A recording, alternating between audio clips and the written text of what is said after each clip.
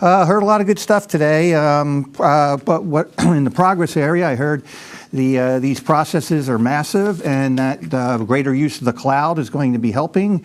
I heard a lot about water monitoring and purification programs that over EPA and how you're using big data to do that. We talked about social sites and how big data can address some of the social sites and produce information. On specific programs, we heard about how Air Forces has some fuel usage big data programs. We heard about sharing data to identify bad actors and who's out there and so forth. We heard about all the Doppler being transferred to the partners and what a big difference that makes in NOAA and how it frees up cycles there.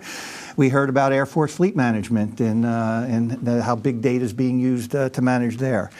Lessons learned, some of the things that I resonated with me, that you have to understand the main objective, the use of the data before you actually get into doing it. You have to understand the possibilities and what can be done.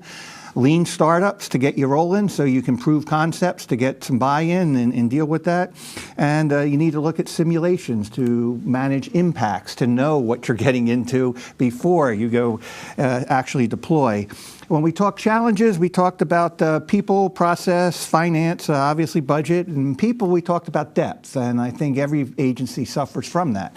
You just don't have deep benches. It's not easy to get the people. It's not easy to get the skill sets, the STEM programs, and so forth. And of course, our favorite, the culture change. Every show we do, when we talk challenges, we talk culture and how people are set on doing things. And these programs are pushing them different directions.